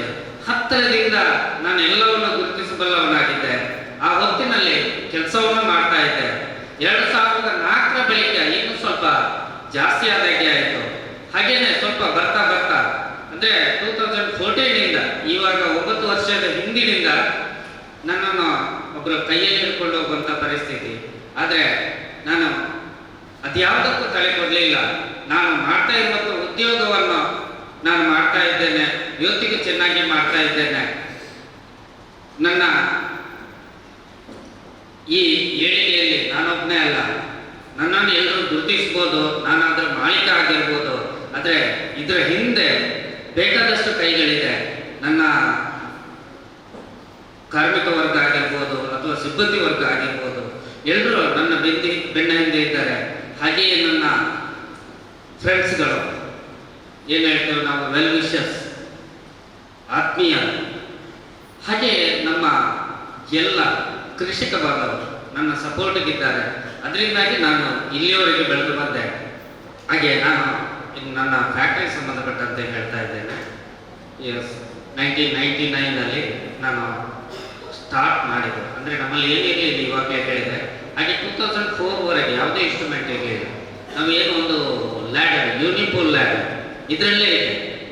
ಇದನ್ನು ಯಾವ ಥರ ಮಾಡೋದು, ಅದರ ಬೇಸ್ ಹೇಗಿರಬೇಕು, ಅದರ ಟಾಪ್ ಹೇಗಿರಬೇಕು, ಅದರ ಡಿಸೈನ್ಗಳನ್ನು ಫೈನಲ್ ಮಾಡಿ ಮಾರ್ಕೆಟಲ್ಲಿ ನಾನು ಸೇಲ್ಸ್ ಮಾಡ್ತಾ ಇದ್ದೆ. ನನಗೆ ಒಳ್ಳೆ ಫಾರ್ಮರ್ಸ್ ಒಳ್ಳೆ ಸಪೋರ್ಟ್ ಕೊಡ್ತಾ ಇದ್ರು. 2004-05 ಇದು ನನಗೆ ಸ್ವಲ್ಪ ಸೇಲ್ಸ್ ಬಂತು. ಹಾಗೆ 2006 ಇದು ಧರ್ಮಸ್ಥಳದಲ್ಲಿ ನಡಾವಳಿ ನಡೆದಂಥ ವರ್ಷ. ಆ ಧರ್ಮಸ್ಥಳದ ನಡಾವಳಿ ವರ್ಷದಲ್ಲಿ ನಾನು ಅಲ್ಲಿ ಎಕ್ಸಿಬಿಟ್ ಮಾಡಿದ್ದೆ. ಅಲ್ಲೇನಾಯಿತು ಅಂದರೆ ನನ್ನ ಐಟಮ್ನ ಪರಿಚಯ ನಮ್ಮ ಜಿಲ್ಲೆ ಬಿಟ್ಟು ಹೊರ ಜಿಲ್ಲೆಗೂ ನನ್ನ ಏಣಿಗಳ ಪರಿಚಯ ಆಯಿತು. ಆ ಎಕ್ಸಿಬಿಷನ್ ನಂತರ ನಾನು ಹಿಂತಿರುಗಿ ನೋಡಲೇ ಇಲ್ಲ. 2008ರಲ್ಲಿ ನನಗೆ ರಾಷ್ಟ್ರೀಯ ಸೆಂಟ್ರಲ್ ಗವರ್ಮೆಂಟಿಂದ ನಮ್ಮ ಐಟಮ್ಗಳಿಗೆ ಸಹಾಯಧನ, ಸಬ್ಸಿಡಿ ಹಾರ್ಟಿಕಲ್ಚರ್ ಡಿಪಾರ್ಟ್ಮೆಂಟ್ ಮೂಲಕ ಸಿಗಲಿಕ್ಕೆ ಸ್ಟಾರ್ಟ್ ಆಯಿತು. ಆಮೇಲೆ ನನಗೆ ಫಾರ್ಮರ್ಸ್ ಸಪೋರ್ಟ್ ಇನ್ನೂ ಬೆಳೀತು. ಸುಮಾರು 2012ರಲ್ಲಿ ನನ್ನ ಮೇಲೆ ಒಂದು ಕೇಸ್ ಬಿತ್ತು ಸೇಲ್ಸ್ ಟ್ಯಾಕ್ಸ್ ಬಗ್ಗೆ. ಹಾಗೆ ಅದನ್ನು ನಾನು ಅಪೀಲ್ ಮಾಡ್ತಾ ಮಾಡ್ತಾ ಹೈಕೋರ್ಟ್ವರೆಗೆ ಹೋದೆ. 2013 ಮಾರ್ಚಲ್ಲಿ ನನಗೆ ಅದರ ನನ್ನ ಫೇವರ್ ಆಗಿ ಜಸ್ಟಿಸ್ ಸಿಕ್ಕಿತು. ಏನಂದರೆ ನಮ್ಮ ಯೂನಿಫಾರ್ಮ್ ಲ್ಯಾಡರ್ಸ್ಗೆ ಟ್ಯಾಕ್ಸ್ ಎಕ್ಸಂಪ್ಷನ್ ಕೋರ್ಟಲ್ಲಿ ನಾನು ಫೈಟ್ ಮಾಡಿ ವಿನ್ ಆದೆ. ಅಲ್ಲಿಂದ ನಂತರ ನಾನು ಡೆವಲಪ್ಮೆಂಟ್, ಅದುವರೆಗೆ ನಾನು ಲ್ಯಾಡರಲ್ಲೇ ಒಂದು ಸಾಧಾರಣ 22 ವೆರೈಟಿ ಲ್ಯಾಡರ್ಗಳನ್ನು ಮಾಡ್ತಾ ಬಂದೆ. ಅಂದರೆ ಒಂದೇ ಲ್ಯಾಡರಲ್ಲಿ ವಿನ್ಯಾಸಗಳನ್ನು ಬದಲಾವಣೆ ಮಾಡೋದು, ಅಂದರೆ ಡಿಸೈನ್ಗಳನ್ನು ಚೇಂಜ್ ಮಾಡ್ತಾ ಬರುವಂಥದ್ದು. ಅದು ಸುಮಾರು 22 ಡಿಸೈನ್ಗಳನ್ನು ಚೇಂಜ್ ಮಾಡಿಕೊಂಡೆ. ಆಮೇಲೆ ನಾನು ಅವತ್ತಿಗಾಗಲೇ ಗಾಡಿಗಳು ಏಕಚಕ್ರ, ದ್ವಿಚಕ್ರ, single wheel, double wheel, 3 wheel, 4 wheel, up to 4 ವೀಲ್ಸ್ವರೆಗೆ ಗಾಡಿಗಳನ್ನು ಡಿಸೈನ್ ಮಾಡ್ತಾ ಇದ್ದೆ. ಯಾರ್ಯಾರಿಗೆ ಯಾವ್ಯಾವ ಥರದ ಉಪಯೋಗದ ಗಾಡಿಗಳು ಬೇಕು ಅದನ್ನು ರೆಡಿ ಮಾಡುವಂಥ ಕಾಯಕದಲ್ಲಿ ತೊಡಗಿಸಿಕೊಂಡೆ. ಹಾಗೆಯೇ ಹಾರ್ವೆಸ್ಟಿಂಗ್ ಪೋಲ್ಸ್ ಇವಾಗ ವಿನೂತನ ಶೈಲಿಯಲ್ಲಿ ಕಾರ್ಬನ್ ಫೈಬರ್ ಪೋಲ್ಸ್ ಅಂತ ಬಂದಿದೆ. ಬಟ್ ನಾನು ಅದನ್ನು ಮಾರ್ಕೆಟ್ ಮಾಡ್ತಾ ಇಲ್ಲ, ಯಾಕಂದರೆ ಕೆಲವು ಕಡೆ ಕೆಲವೊಂದು ಇನ್ಸಿಡೆಂಟ್ಗಳು ನಡೆದಿರೋ ಕಾರಣ. ನಾನು ಸ್ಟಾರ್ಟಿಂಗಲ್ಲಿ ಅಲ್ಯೂಮಿನಿಯಂ ಪೋಲ್ಸ್ ಅನ್ನು ಮಾಡಿದೆ. ಆಮೇಲೆ SS ಪೋಲ್ಸ್ ಅನ್ನು ಮಾಡಿದೆ. SS ಪೋಲ್ಸ್ ಸ್ವಲ್ಪ ವೆಯ್ಟ್ ಜಾಸ್ತಿ ಆಗ್ತಾ ಬಂತು, ನಾನು ಅದನ್ನು ಸ್ಟಾಪ್ ಮಾಡಿದೆ. ಆಮೇಲೆ ಇವಾಗ FRP ಪೋಲ್ಸ್, ಹಾರ್ವೆಸ್ಟಿಂಗ್ ಪೋಲ್ಸ್, ಅದನ್ನು ಕೂಡ ವಿತ್ ಸಿಕ್ಕರ್ ಅದನ್ನು ಕೂಡ ನಾನು ಮಾಡ್ತಾ ಇದ್ದೇನೆ. ಹಾಗೆಯೇ ಯೂನಿಯನ್ ಡೈರೆಕ್ಷನ್ ಆಫ್ ಸ್ಪ್ರೇಯರ್ಸ್ ಅಂತ, ಈ ಅಡಿಕೆ ಮರಕ್ಕೆ ಮದ್ದು ಬಿಡುವಂಥ ಕೆಳಗಿರಲಿ. ಈಗ ಮರ ಹತ್ತಿ ಬಿಡುವವರೆಗೆ ನಮ್ಮ ಏರಿದೆ. ಕೆಲವೊಂದು ಸಣ್ಣ ಗಿಡಗಳು, ಅಂದರೆ 10 ರಿಂದ 15 ವರ್ಷದ ಗಿಡಗಳವರೆಗೆ ಕೆಳಗಿರಲೇ ಮದ್ದು ಬಿಡಲಿಕ್ಕೆ ಬೇಕಾದಂಥ ಅರೇಂಜ್ಮೆಂಟ್ಸ್, ಅದು ಯೂನಿಯನ್ ಡೈರೆಕ್ಷನ್ ಆಫ್ ಸ್ಪ್ರೇಯರ್ಸ್ ಅಂತ. ಅದು ಪವರ್ ಸ್ಪ್ರೇಯರ್ಗೆ ಕನೆಕ್ಟ್ ಮಾಡೋ ಥರ ಅದನ್ನು ಕೂಡ ಮಾಡಿಕೊಂಡೆ. ಅದೇ ಥರ ಪೆಪ್ಪರ್ ಡಿಕೋನಿಂಗ್ ಮಿಷಿನ್ಸ್ ಅಂತ. ಪೆಪ್ಪರ್ ಡಿಕೋನಿಂಗ್ ಮಿಷಿನ್ ಅಂದರೆ ಕಾಳು ಮೆಣಸನ್ನು ಗೋಡು ಬೇರ್ಪಡಿಸುವ ಯಂತ್ರಗಳು. ಇದನ್ನು ಕೂಡ ಮಾಡಲಿಕ್ಕೆ ಸ್ಟಾರ್ಟ್ ಮಾಡಿ ಅದರಲ್ಲೇ ಒಂದು 3 ಡಿಸೈನ್ಗಳನ್ನು ಇಂಪ್ಲಿಮೆಂಟ್ ಮಾಡಿದೆ. ಪರ್ ಅವರಲ್ಲಿ 250 kg, 800 kg, 1200 kg ಅಂತ ಹೀಗೆ ಮಾಡಿಕೊಂಡು ಆಮೇಲೆ ಮುಂದುವರೆದು ಟ್ರಕ್ ಟ್ರಾಲಿ ಅಂದರೆ ನಿಮ್ಮ ತೋಟದಲ್ಲಿ ನಮ್ಮ ಮ್ಯಾನುವಲ್ ಆಗಿ ಗಾಡಿಗಳನ್ನು ಕೊಂಡೋಗೋ ಬದಲು ಮೋಟರೈಸ್ಡ್ ಗಾಡಿಗಳು, ಅದರಲ್ಲಿ ಸೆಲ್ಫ್ ಅನ್ಲೋಡಿಂಗ್, ಹೈಡ್ರೋಲಿಕ್ ಅನ್ಲೋಡಿಂಗ್, ಅದನ್ನು ಮ್ಯಾನುವಲ್ ಆಪರೇಟೆಡ್ ಮಾಡೋ ಥರ ಅದನ್ನು ಮಾಡಿದ್ದೇನೆ. ಅದು ಕೂಡ ಚೆನ್ನಾಗಿ ಇವಾಗ ಮಾರ್ಕೆಟಲ್ಲಿದೆ. ಹಾಗೆ ಡಿಸೈನ್ಗಳಲ್ಲಿ ನಾನು ಇವಾಗಲೂ ಮಾಡ್ತಾ ಇದ್ದೇನೆ. ಫಾರ್ಮರ್ಸ್ ಕಸ್ಟಮೈಸ್ಡ್, ಅಂದರೆ ಕೃಷಿಕರ ಯಾವ ಬೇಡಿಕೆ ಇದೆ ಅದಕ್ಕೆ ಸರಿ ಹೋಗುವ ಹಾಗೆ ಇದನ್ನೆಲ್ಲ ಮಾಡ್ತಾ ಇದ್ದೇನೆ. ಹಾಗೆ ನಾನು ಈಗ ಒಂದು 4 ವರ್ಷದಿಂದ PWD ಕಾಂಟ್ರಾಕ್ಟರ್ ಕೂಡ ಆಗಿದ್ದೇನೆ. PWD road works, building works, ಈ ಥರ ಎಲ್ಲವನ್ನೂ ಮಾಡ್ತಾ ಇದ್ದೇನೆ. ಹಾಗೆ 2015ವರೆಗೆ ನಾನು ಯಾವುದೇ ಸಂಘ ಸಂಸ್ಥೆಗಳಲ್ಲಿ ಆಗಲಿ ಸಾಮಾಜಿಕವಾಗಿ ಎಲ್ಲೂ ಗುರುತಿಸಿಕೊಂಡಿಲ್ಲ. ಕಾರಣ ಇಷ್ಟೇ, ನಾನು ಸ್ವಲ್ಪ ಸರಿಯಾಗಿ ಮಾರ್ಕೆಟಲ್ಲಿ ಇದ್ದದ್ದೇ 2006 ಅಪ್ ಟು 2015, ಅಂದರೆ 10 ಇಯರ್ಸ್ ನಾನು ನನ್ನ ಎಫರ್ಟನ್ನು ನನ್ನ ಬಿಸ್ನೆಸ್ಗೆ ಹೊರತುಪಡಿಸಿ ಬೇರೆ ಯಾವುದು ಸೈಡ್ ಬಿಸ್ನೆಸ್ ಆಗಲಿ ಯಾವುದೇ ಇದಕ್ಕೆ ನಾನು ತೊಡಗಿಸ್ಕೊಂಡಿಲ್ಲ. ಫುಲ್ ಇನ್ವಾಲ್ವ್ಮೆಂಟ್ ನನ್ನ ಬಿಸ್ನೆಸ್ಸಲ್ಲೇ ಇದೆ. 2015 ನಂತರ ನಾನು ಈ ಸ್ವಲ್ಪ ಸಾಮಾಜಿಕವಾಗಿ ಕಾಣಿಸ್ಕೊಳ್ತಾ ಇದ್ದೇನೆ. ಹಾಗೆ ಇಂಥ ಸಾಮಾಜಿಕವಾಗಿ ಕಾಣಿಸ್ಕೊಂಡ ನಂತರ ನನಗೆ ಪರಿಚಯವಾದವರು ಸಿದ್ದರಾಮ್ ಸರ್, ಹಾಗೆ ನಿಮ್ಮ ಲೆಕ್ಚರರು ಮುರಳಿ ಸರ್, ಅವರು ಕೂಡ ನನಗೆ ಬಹಳ ಆತ್ಮೀಯರು. ಹಾಗೆ ನನಗೆ ಈಗ ಮಾತಾಡುವಾಗ ಮೇಡಮ್ ಹೇಳಿದರು, ಅವರು ಕೂಡ ನನ್ನ ಆಫೀಸಿಗೆ ಬಂದಿದ್ದಾರೆ. ಅವರು ನನ್ನ ಪೆಪ್ಪರ್ ಡಿಕೋನಿಂಗ್ ಮಿಷಿನ್ ಅನ್ನು ಪರ್ಚೇಸ್ ಮಾಡಿದ್ದಾರೆ ಅಂತೆ. ನನಗೆ ಖುಷಿ ಆಯಿತು, ನನ್ನ ಪಕ್ಕದಲ್ಲೇ ನನ್ನ ಕಸ್ಟಮರ್ ಇದ್ದಾರಲ್ಲ ಅಂತ. ತುಂಬ ಖುಷಿಯ ವಿಷಯ. Madam, thank you madam, thank you for supporting. ಹಾಗೆ ಅದೇ ಇತ್ತೀಚೆಗೆ ಅದು ನಂಗೆ ಗೊತ್ತಿತ್ತು, ಮೇಡಮ್ ಇದು ಗೊತ್ತಿರಲಿಲ್ಲ ಸರ್, ಅನ್ಎಕ್ಸ್ಪೆಕ್ಟೆಡ್. ಹಾಗೆ ನಮ್ಮ ಸಂಚಾಲಕರು ನನ್ನ ಕಸ್ಟಮರೇ, ಅವರಲ್ಲಿ ನಾನು ಹೇಳಿಕೊಳ್ಳಿಕ್ಕೆ ಹೋಗಲಿಲ್ಲ. ಅವರು ನನ್ನ ಕಸ್ಟಮರೇ, ಅವರಿಗೂ ಅರಿವಿಲ್ಲ ಅಂತ ಕಾಣ್ತದೆ. It's okay. ಮತ್ತೆ ನೀವೇನಾದರೂ ನನ್ನಲ್ಲಿ ಕೇಳಿ ತಿಳ್ಕೊಳ್ಬಹುದಾದಂಥದ್ದು ಅಥವಾ ನಿಮಗೇನಾದರೂ ನನ್ನಿಂದ ಮಾಹಿತಿ ಬೇಕಾದರೆ ನೀವು ಕ್ವಶನ್ ಅಂತ ಕೇಳ್ಬೋದು. As the correspondent told us that whatever the weakness we get, we will hold that. But you have converted your weakness into your strength. How did you motivate yourself? Thank you for question. First of all ಹೇಳ ನಾನು ನನಗೆ ನ್ಯೂನತೆ ಇಲ್ಲಲ್ಲ.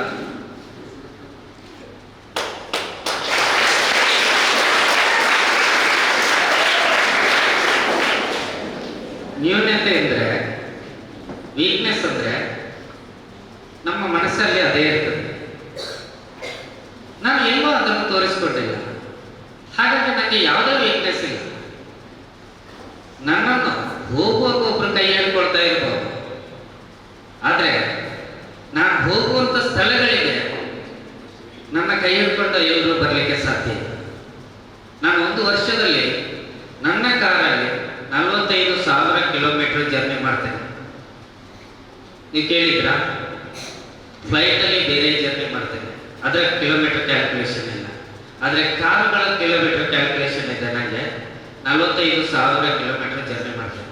ಇದು ಯಾರಿಂದ? ಒಬ್ಬ weakness ಅವರಿಂದ ಸಾಧ್ಯನಾ? ಹಾಗಾಗಿ ನನಗೆ ಯಾವುದೇ ವೀಕ್ನೆಸ್ ಇಲ್ಲ. ಇದು ನನ್ನ ಮೆಂಟಾಲಿಟಿ. ನನಗೆ ನನ್ನನ್ನು ನಾನು ಬೂಟ್ ಮಾಡಿಕೊಳ್ಳೋದು ಇಷ್ಟೇ. ನಾನು ಯಾವತ್ತು ವೀಕ್ನೆಸ್ ಅಂತ ಹೇಳಿ ನಾನು ಐಡ್ಲ್ ಆಗ್ತೇನೆ. ನನಗೆ ತುಂಬ ಮಂದಿ ಸಿಂಪತಿ ತೋರಿಸ್ತಾ ಇದ್ದಾರೆ, ನೀವು ನಿಂತ್ಕೊಳ್ಬೇಡಿ ಸರ್, ಇಲ್ಲಿ ಬಂದಾಗ ಹೇಳಿದ್ರು ಕೂತು ಮಾತಾಡಿ, ನಿಂತ್ಕೊಳ್ಬೇಡಿ. ಇದು ನನ್ನ ಮೇಲೆ ತೋರಿಸುವ ಸಿಂಪತಿ. ನಾನು ಹಾಗೆ ಮಾಡಿದ್ನ ಅವ್ರು ಕೂತ್ಕೊಂಡು ಮಾತಾಡಿ ಅಂತ ಅಂದ್ರು. ಇಲ್ಲ, ನಾನು ನಿಂತ್ಕೊಳ್ಳೋಬಲ್ಲೆ, ನನಗೆ ಶಕ್ತಿ ಇದೆ. ಆ ಶಕ್ತಿಯಿಂದ ನಾನು ನಿಲ್ಕೊಳ್ಳೆ, ನಿಂತ್ಕೊಳ್ಬೇಕಾದಂಥ ಅವಶ್ಯಕತೆ ಇಲ್ಲ ನೋಡಿ. ಹಾಗೆ ನಿಮ್ಮನ್ನು ಇನ್ನೊಬ್ರು ಯಾವ ರೀತಿ ನಿಮ್ಮನ್ನು ಸೈಲೆಂಟ್ ಮಾಡಲಿಕ್ಕೆ ಪ್ರಯತ್ನ ಪಟ್ಟರು, ನೀವು ಇರೋ ರೀತಿಯನ್ನು ನೀವು ತೋರಿಸಿ, ಖಂಡಿತ ಗೆಲ್ತೀರ. ನಿಮ್ಮ ಶಕ್ತಿ ಏನಿದೆ ಅದನ್ನು ಸಂಪೂರ್ಣ ಮಾಡಿಕೊಳ್ಳಿ. ಅರ್ಥ ಆಗಿರ್ಬೋದಲ್ಲ ಉಪ ಅವರೇ? Thank you sir. Okay. Good afternoon sir. ನಿಮಗೆ ಒಬ್ಬರಿಗೆ ಮಾತಾಡಬೇಕಾದ್ರೆ ಕಾಲ್ ಹೇಗೆ ರಿಸೀವ್ ಮಾಡ್ತೀವಿ? ನೀವು ಯಾರಿಗಾದ್ರೆ ಕಾಲ್ ಮಾಡಬೇಕಾದ್ರೆ ಕಾಲ್ ಹೇಗೆ ಮಾಡ್ತೀವಿ? Yes, students. Nas told the number to sir once. He memorized it and he dialed the number. Now the phone is ringing. I don't know whether if the call is picked, she will speak. It's connected. It's connected.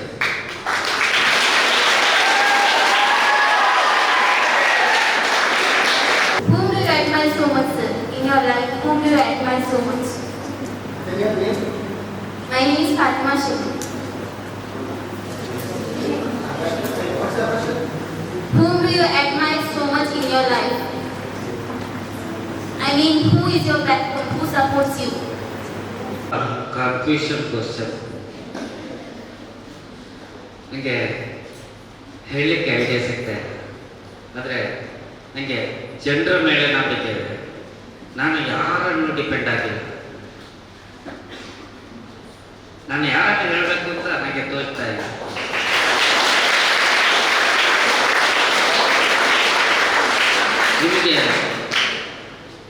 ನಿಮಗೆ ನೋಡಲಿಕ್ಕೆ 2 ಕಣ್ಣು ಇರ್ಬೋದು, ಸರಿ ತಾನೆ? ನೀವು 2 ಕಣ್ಣಿಂದ ನೋಡ್ತೀವಿ. ಆದರೆ ನಾನು ನೋಡುವಂಥದ್ದು ನನ್ನ ಎದುರಿಗಿದೆ ಕಣ್ಣು ಎಷ್ಟೊಂದಿದೆ, ಅವೆಲ್ಲ ಕಣ್ಣಿಂದ ನಾನು ನೋಡ್ತಾ ಇದ್ದೆ. ಅರ್ಥ ಆಯ್ತಾ? ನನಗೆ ಒಬ್ಬರು ಮುಖ್ಯ ಅಲ್ಲ, 2 ಕಣ್ಣುಗಳು, ಅವೇ ನನಗೆ ಪ್ರೇರಣೆ. ನೀವೇನೆಲ್ಲ ಏನೆಲ್ಲ ಮಾಡ್ತಾ ಇದ್ದೀರಿ ಅದೇ ನನಗೆ ಪ್ರೇರಣೆ. ಮಕ್ಕಳನ್ನು ಹೆಚ್ಚು ಪ್ರೀತಿಸ್ತೇನೆ, ಅದು ಹೆಣ್ಮಕ್ಳನ್ನು. ಯಾಕಂದ್ರೆ ನನಗೆ ಹೆಣ್ಣು ಮಕ್ಕಳೇ ಇಲ್ಲ, ಗಂಡು ಮಗ ಇದ್ದಾನೆ. ಹಾಗೆ ದಿನನಿತ್ಯ ಅದರ ಹಾಡು ಹೇಗೆ ಕೇಳಿಸ್ತೀರಿ?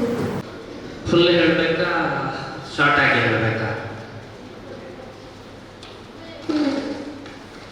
ನಾನು ಮನೆಯಲ್ಲಿ ನನ್ನ ಕೆಲಸಗಳನ್ನು ನಾನೇ ಮಾಡೋದು. ಯಾಕಂದರೆ ನನಗೆ ಯಾವ ಅಸಿಸ್ಟೆಂಟು ಬೇಡ, ಅದು ನನ್ನ ಮನೆ, ನನ್ನ ಆಫೀಸ್ ಮಾತ್ರ. ನಾನು ಒಂದು ಐಟಮ್ ಯಾವುದನ್ನೇ ತಗೊಂಡು ಬಂದರೆ ಅದನ್ನು ಇನ್ನೊಬ್ಬರಲ್ಲಿ ಇಳಿಸೋದಿಲ್ಲ, ಅಂದರೆ ನಾವು ತೆಗೆದಿಡುವಂಥದ್ದು. ಅದನ್ನು ಇವಾಗ ಶೋಕೇಸೇ ಆಗಲಿ ಅಥವಾ ವಾರ್ಡ್ರೋಬ್ಸೇ ಆಗಲಿ ಅಥವಾ ಬೆಡ್ರೂಮ್ ಅಲ್ಲೇ ಆಗಲಿ ಅಥವಾ ಡ್ರೆಸ್ಸಿಂಗ್ ಟೇಬಲ್ ಎದುರುಗಡೆ ಒಂದು ಪರ್ಫ್ಯೂಮ್ ಬಾಟಲ್ ಅಥವಾ ಏನೇ ಒಂದು ಐಟಮ್ಗಳನ್ನು ಇಟ್ಟು ಅದನ್ನು ನಾನೇ ಇಡೋದು. ಕಾರಣ ಏನು ಗೊತ್ತಾ? ಅದನ್ನು ಹೋಗಿ ತಗೊಳ್ಳುವವ ಯೂಸ್ ಮಾಡುವವ ನಾನು. ಅದನ್ನು ಇನ್ನೊಬ್ಬರು ಟಚ್ ಮಾಡಲಿಕ್ಕೆ ಟಚ್ ಮಾಡಿದ್ರು ಅದು ಇದ್ದ ಜಾಗದಲ್ಲೇ ಇಡಬೇಕು. ನನಗೆ ಅಲ್ಲಿ ಯಾರ ಅವಶ್ಯಕತೆ ಇಲ್ಲ. ಹಾಗೆ ಮನೆ ನನಗೆ ಬಳಸಿಕೊಡುವಂಥದ್ದು ಅಂದರೆ ಊಟ ತಿಂಡಿ ಹಾಕಿ ಕೊಡುವಂಥದ್ದನ್ನು ನನ್ನ ಹೆಂಡತಿ ಮಾಡ್ತಾರೆ. ಅಪ್ ಟು ನನ್ನ ಡ್ರೆಸ್ ಆಗಿ ನಾನು ರೂಮಿಂದ ಹೊರಗಡೆ ಬರುವವರೆಗೆ ಯಾರು ಬೇಡ. ಆಮೇಲೆ ಕಾರಲ್ಲಿ ಬಂದು ಕೂತ್ಕೊಳ್ತಾರೆ. ಕಾರಲ್ಲಿ ರೂಟ್ ನಾನೊಂದು 3-4 ಸಲ ಹೋದ್ಮೇಲೆ ಆ ರೂಟನ್ನು ನಾನೇ ಹೇಳ್ತೇನೆ. ಇಲ್ಲಿಂದ ಬ್ಯಾಂಗ್ಳೂರ್ವರೆಗಿನ ರೋಡನ್ನು ಬೇಕಾದ್ರೆ ನಾನು ಹೇಳಬಲ್ಲೆ. ಯಾವುದೇ ಯಾವುದೇ ಮ್ಯಾಜಿಕ್ ಅಲ್ಲ. ಯಾವ ಟರ್ನ್ ಎಲ್ಲಿ ಸಿಗ್ತದೆ ಅಂತ ನನಗೆ ಗೊತ್ತಿರ್ತದೆ. ಇದು ಹೇಗೆ ಪ್ರಾಕ್ಟೀಸ್ ಆಯ್ತು ಅಂದರೆ, ನಾನು ಬೈ ಬರ್ತ್ ಬ್ಲೈಂಡ್ ಅಲ್ಲ, ಇಲ್ಲೇನು ಉತ್ಪ್ರೇಕ್ಷೆ ಇಲ್ಲ. 2015 ನಂತರ ನನಗೆ ಸ್ವಲ್ಪ ಕಷ್ಟ. ಅಪ್ ಟು 2006ವರೆಗೆ ನಾನು 2 ವೀಲರ್ ಬಿಡ್ತಾ ಇದ್ದೆ. ಹಾಗೆಂತ ಹೇಳಿ ನಾನು ಕಂಡುಕೊಂಡು ನಾನು ಬಿಡ್ತಾ ಇದ್ದದ್ದಲ್ಲ. ಅದು ಕೂಡ ನನ್ನ ಇಮ್ಯಾಜಿನೇಷನ್ ಪವರ್ ಮೇಲೆ, ಮ್ಯಾಜಿಕ್ ಮೇಲೆ ಅಲ್ಲ. ಕಣ್ಣಿಗೆ ಬಟ್ಟೆ ಕಟ್ಟಿ ಓಡಾಡ್ತಾರೆ ಆ ಥರ ಅಲ್ಲ. ಮ್ಯಾಜಿಕ್ ನನ್ನಿಂದ ಯಾವುದೂ ಆಗೋದಿಲ್ಲ. ನಾನು ಸಿಂಪಲ್ ಆಗಿ ಇಮ್ಯಾಜಿನ್ ಮಾಡಿಕೊಂಡು ವೆಹಿಕಲ್ ಸೌಂಡ್ ಅಬ್ಸರ್ವ್ ಮಾಡಿಕೊಂಡು ನಾನು ಅಲ್ಲಿವರೆಗೆ ಡ್ರೈವ್ ಮಾಡ್ತಾ ಇದ್ದೆ. ಅದು 2 ವೀಲರ್ ಮಾತ್ರ, 4 ವೀಲರ್ ಆಗೋದಿಲ್ಲ. ಆಮೇಲೆ ನಾನು ಅದನ್ನು ಡ್ರೈವಿಂಗನ್ನು ಬಿಟ್ಬಿಟ್ಟಿದ್ದೇನೆ. ಹಾಗೆ ಸ್ವಲ್ಪ ನನಗೆ ಗೊತ್ತಿರುವ ಕಾರಣ ಅದು ಯಾವ ಥರ ಇರ್ತದೆ, ರೋಡ್ಗಳು ಹೇಗಿರ್ತವೆ, ಟರ್ನ್ಗಳು ಹೇಗಿರ್ತವೆ, ವೇರಿಯೇಷನ್ ಹೇಗೆ ಬರ್ತದೆ, ಸೌಂಡ್ಗಳು ಯಾವ ಗಾಡಿದು ಯಾವ ಸೌಂಡ್ ಇರ್ತದೆ, ಅದನ್ನೆಲ್ಲ ನಾನು ಇಮ್ಯಾಜಿನ್ ಮಾಡಿಕೊಂಡು ನಾನು ಹೋಗ್ತಾ ಇರ್ತೇನೆ. ಹಾಗಾಗಿ ಆಫೀಸ್ ತಲುಪುವವರೆಗೆ ಆ ಸಮಸ್ಯೆ ಇಲ್ಲ.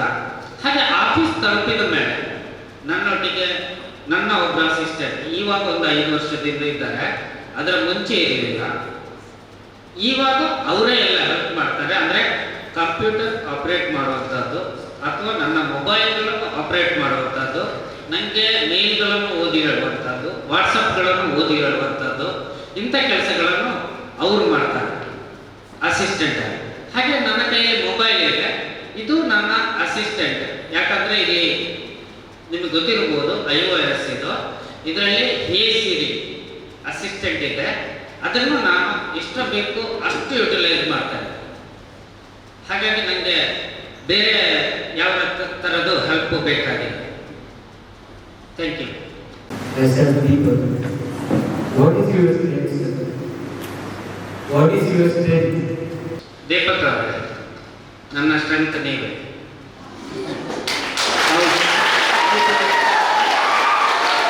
ನೀವೀಗ ನನ್ನನ್ನು ಈ ಕ್ವಶನ್ ಕೇಳಿದ್ದೀರಾ, ನೀವೇನಾಗಿದ್ದೀರಾ? ಯೂನಿಯನ್ ಲೀಡರಾ Yes. ದೀಪಕ್? Yes. ಎಸ್ ಅಲ್ವಾ?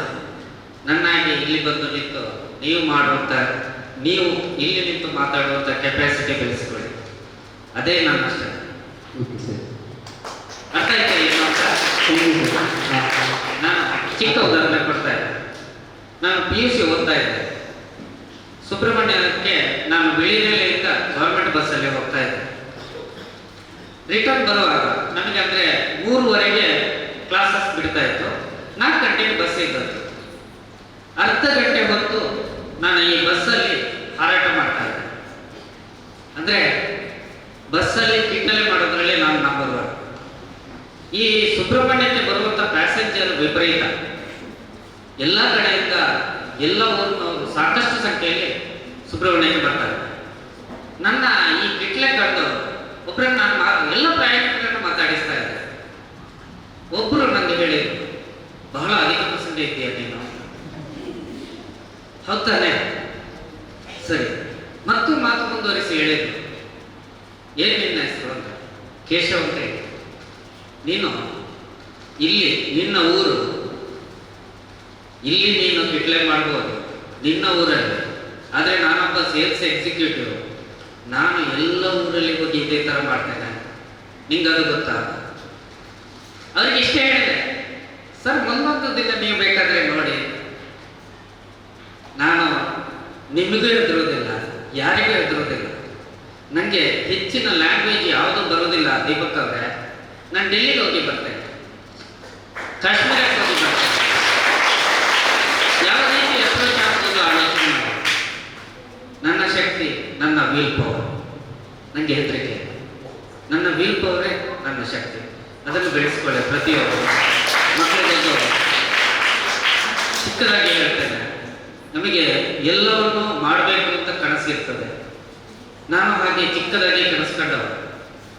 ಒಂದು ಸೈಕಲ್ ಇಟ್ಕೊಂಡು ಸೈಕಲ್ ಹೊಡಿಬೇಕು, ಬೈಸಿಕಲ್ ಹೊಡಿಬೇಕು, ಮೋಟರ್ ಸೈಕಲ್ ಇಟ್ಕೊಳ್ಬೇಕು, ಒಂದು ಕಾರ್ ಇಟ್ಕೊಳ್ಬೇಕು, ಒಂದು ಒಳ್ಳೆ ಮನೆ ಇಟ್ಕೊಳ್ಬೇಕು ಅಂತ.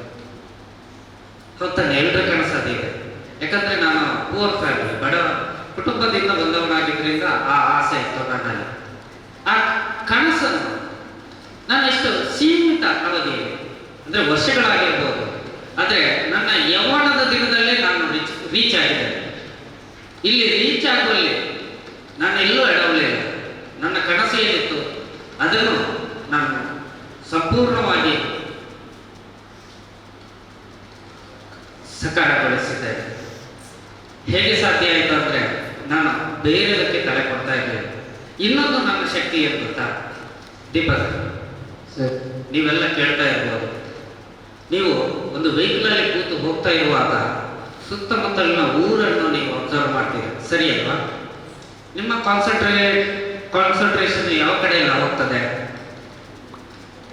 ಅಲ್ಲಿ ಆಗು ಹೋಗುವ ಚಿಕ್ಕ ಸಣ್ಣ ಪುಟ್ಟ ಘಟನೆಗಳು, ಅಥವಾ ಯಾರಾದರೂ ಅಡ್ಡ ಬರೋದು, ನಾಯಿ ಅಡ್ಡ ಬರುವಂಥದ್ದು, ಅಥವಾ ಬಸ್ ಯಾವುದೋ ವೆಹಿಕಲ್ ಓವರ್ಟೇಕ್ ಮಾಡುವಂಥದ್ದು, ಅಥವಾ ಹೊಸ ಒಂದು ವೆಹಿಕಲ್ಗಳು ಬರುವಂಥದ್ದು, ಇದು ನನಗೆ ಅಬ್ಸರ್ವ್ ಮಾಡಲಿಕ್ಕೆ ಸಾಧ್ಯನಾ? ಇಲ್ಲ. ನಾನೇನು ಮಾಡ್ತೇನೆ,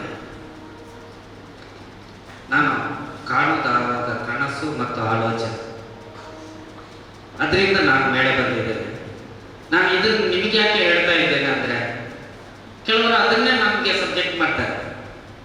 ಅವನಿಗೆ ಕಾಣುವುದಿಲ್ಲಲ್ಲ, ಮತ್ತೇನಾಗ್ತದೆ, ಅವನು ಆಲೋಚನೆ ಮಾಡ್ತಾ ಏನನ್ನು ಸಾಧಿಸ್ಬೋದು. ಆ ಆಲೋಚನೆಗೆ ಕಾನ್ಸಂಟ್ರೇಷನ್ ಬೇಕಲ್ವಾ? ನಾನು ಯಾವುದೋ ಆಲೋಚನೆ ಮಾಡ್ಬೋದಲ್ಲ ಕೆಟ್ಟದಾಗಿ, ನನಗೆ ಫ್ರೀ ಟೈಮ್ ಇರುವಾಗ. ಯಾಕೆ ಹೇಳಿದೆ ಗೊತ್ತಾ? ಕೆಟ್ಟ ಆಲೋಚನೆ ಭಾರಿ ಬೇಗ ಬರ್ತದೆ, ಸರಿ ಅಲ್ವಾ? ಹೌದು. ಸರಿ ಅಲ್ವಾ? ಈಗ ದೀಪಕ್ ನಾನು ಹೊಡಿಬೇಕು ಅಥವಾ ಮಾತಲ್ಲಿ ಸೋಲಿಸಬೇಕು, ಈ ತರ ಕೆಟ್ಟ ಆಲೋಚನೆ ಬರ್ತದೆ ಬೇಗ. ಅದೇ ದೀಪಕ್ ನನ್ನಾಗೆ ಆಗ್ಬೇಕಾದ್ರೆ ಅವನೇನ್ ಮಾಡ್ಬೇಕು ಅಂತ ಹೇಳುವಂತ ಆಲೋಚನೆ ಬರ್ತದಾ? ಇಲ್ಲ ಇಲ್ಲ, ಸಾಧ್ಯ ಇಲ್ಲ. ಅದನ್ನು ನಾನು ಆಲೋಚನೆ ಮಾಡ್ತಾ ಇದ್ದೇನೆ. ನೀವು ನಾನು ಹೇಳಿದೆ, ಕೆಲವೊಂದು ಎಕ್ಸಾಂಪಲ್ಗಳನ್ನು ಕೊಟ್ಟಿದ್ದೆ. ನಾನು ಶಾಲೆಯಲ್ಲಿ ಶಿಕ್ಷಕರು ಏನು ಪಾಠ ಮಾಡ್ತಾರೆ ಅದನ್ನು ನಾನು ಬರೀತಾ ಇದ್ದೆ. ಯಾವುದೇ ಓದದೆ ಅಥವಾ ಬರೆಯದೆ ಮನೆಯಲ್ಲಿ ಹೋಮ್ವರ್ಕ್ ಮಾಡದೆ ಮರುದಿನ ಬರೀತಾ ಇದ್ದೆ. ಏನು ಅಷ್ಟೊಂದು ಮೆಮೊರಿನಾ? ಅಲ್ಲ, ಅಷ್ಟೊಂದು ಮೆಮೊರಿ ಅಲ್ಲ. ವಿದ್ಯಾರ್ಥಿಗಳೇ, ನೀವು ಮಾಡಬೇಕಾದದ್ದು ಇಷ್ಟೇ, ನೀವು ಎಷ್ಟು ಒಳ್ಳೆಯದನ್ನು ಮಾಡಿ ಕೆಟ್ಟದನ್ನು ಮಾಡಿ. ಆದರೆ ದಿನ ನೀವು ಕ್ಲಾಸಲ್ಲಿ ಏನು ಮಾಡ್ತಾರೆ ಟೀಚರ್ಸ್, ನಿಮಗೆ ಯಾವಾಗ ನಿದ್ರೆ ಬಂದಿರ್ಬೋದು, ಬೋರ್ ಹೊಡ್ತಿರ್ಬೋದು, ಅಥವಾ ನಿಮಗೆ ಇಂಟ್ರೆಸ್ಟಿಂಗ್ ಸಬ್ಜೆಕ್ಟ್ ಕ್ಯೂರಿಯಾಸಿಟಿ ಇದ್ರೆ ನೀವು ಅದನ್ನು ರಾತ್ರಿ ಮಲಗುವ 5 ನಿಮಿಷ ಅಥವಾ 10 ನಿಮಿಷ ಮುಂಚೆ ಒಮ್ಮೆ ರೀಕಾಲ್ ಮಾಡಿ. ಯಾವುದನ್ನು ಅವ್ರು ಹೇಳ್ತಾ ಇದ್ರೆ ಇಡೀ ಪಾಠವನ್ನು ಮಾಡಬೇಕಾಗಿಲ್ಲ. ನೀವೊಂದು ನೋಟ್ ಮಾಡ್ತೀರಲ್ಲ, ಮೇನ್ ಪಾಯಿಂಟ್ಸ್ ಅನ್ನು ನೋಟ್ ಮಾಡಿಕೊಳ್ಳಿ, ಒಮ್ಮೆ ರೀಕಾಲ್ ಮಾಡಿ. ಮರುದಿನ ಬೆಳಿಗ್ಗೆ ಹೇಳ್ತೀರಲ್ಲ 5 ಗಂಟೆಗೆ 6 ಗಂಟೆಗೆ ಎದ್ದು ನಿಮಗೆ ನಿದ್ದೆ ಬಿಟ್ಟಿತ್ತು ಅಂದ್ರೆ 5 ನಿಮಿಷ ಇನ್ನೊಮ್ಮೆ ಆಲೋಚನೆ ಮಾಡಿ. ಅರ್ಥ ಆಯ್ತಾ ನಿಮಗೆ? 5 ನಿಮಿಷವೇ ಸಾಕು. ನಿನ್ನೆ ರಾತ್ರಿ ಆಲೋಚನೆ ಮಾಡಿದ ಪಾಯಿಂಟ್ಸ್ ನಿಮಗೆ ಮರುದಿನ ಬೆಳಿಗ್ಗೆ 10 ನಿಮಿಷ ನೀವು ನೋಟ್ ಮಾಡಿದ ಪಾಯಿಂಟ್ಸ್ ಬೆಳಿಗ್ಗೆ 5 ನಿಮಿಷದಲ್ಲಿ ನಿಮಗೆ ಎಷ್ಟು ಸಿಗ್ತದೆ ಅಷ್ಟನ್ನು ನೆನಪಿಟ್ಕೊಳ್ಳಿ. ನೀವು ಅವತ್ತೇನು ಪ್ರೆಸೆಂಟ್ ಮಾಡಬೇಕು ಅಂತಿದ್ದೀರಾ, ಇನ್ನೊಮ್ಮೆ ಓದಬೇಕಾಗಿಲ್ಲ. ಒಮ್ಮೆ ಪ್ರಯತ್ನ ಪಡಿ. ಇದು ಎಲ್ಲರಿಗೂ ಸಾಧ್ಯ ಇದೆ. ಸಾಧ್ಯ ಆದವರು ಪ್ರಯತ್ನ ಪಡಿ, ನೀವು ಮುಂದೆ ಬರ್ತೀರ, ಅದಂತೂ ಗ್ಯಾರಂಟಿ. ಖಂಡಿತವಾಗಿ ಹೇಳ್ತೇನೆ. ಹಾಗೆ ಈಗ ಹೊತ್ತು ಮೀರ್ತಾ ಇದೆ, ಸರಿ ಹೇಳಿದ್ರು. ನಿಮಗೆಲ್ರಿಗೂ ಈಗ PUC ಇದ್ದೀರಾ, SLC ಇದ್ದೀರಾ, ಇವಾಗ ಎಜುಕೇಷನ್ ಮುಖ್ಯ. ಈಗಿನ ಜನ್ರೇಷನ್ ಹೇಗಿದೆ ಅಂದರೆ ನಮಗೆ ಪ್ರಾಕ್ಟಿಕಲ್ ಕಮ್ಮಿ ಇದೆ. ಅದು ನಿಮ್ಮ ತಪ್ಪಲ್ಲ, ಈಗಿನ ಜನ್ರೇಷನ್ ಅದೇ ಥರ ಬೆಳೀತಾ ಇದೆ.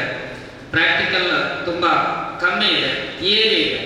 ಆದರೆ ನೀವು ಈ SLC ಮತ್ತು PUC ಇದು ನಿಮ್ಮ ಮಿಡಲ್ ಏಜ್ ಅಂದರೆ ಎಜುಕೇಷನ್ ಮಿಡಲ್ ಏಜ್, ಇನ್ನು ಮುಂದೆ ಕೂಡ ನೀವು ಕಲಿಯಲಿಕ್ಕೆ ಇರ್ತದೆ. ಇದನ್ನು ಸರಿಯಾಗಿ ಮಾಡಿ. ಈ ಹಂತದಲ್ಲಿ ನೀವು ಒಳ್ಳೆಯ ಸಕ್ಸಸ್ ಆದರೆ ಅಂದರೆ ಒಳ್ಳೆ ಮಾರ್ಕ್ಸ್, ಇಲ್ಲಿ ಮಾರ್ಕ್ಸ್ ಕೌಂಟ್ ಆಗ್ತದೆ, ಒಳ್ಳೆ ಮಾರ್ಕ್ಸ್ ತಗೊಂಡ್ರೆ ಮುಂದಕ್ಕೆ ನಿಮಗೆ ಯಾವುದೇ ರಿಮಾರ್ಕ್ ಇಲ್ಲದೆ ನೀವು ಮಾರ್ಕಲ್ಲಿ ಅಚೀವ್ ಮಾಡಲಿಕ್ಕೆ ಸಾಧ್ಯ ಇದೆ. ಎಲ್ರಿಗೂ ಆಲ್ ದಿ ಬೆಸ್ಟ್ ಹೇಳ್ತಾ, ನನಗೆ ಇಲ್ಲಿ ಅವಕಾಶ ಮಾಡಿಕೊಟ್ಟಂತಹ ಎಲ್ಲ ಆರ್ಗನೈಸರ್ಸಿಗೆ ಕೃತಜ್ಞತೆಯನ್ನು ಹೇಳ್ತಾ, ಹಾಗೆ Sitaram sir, thank you to all.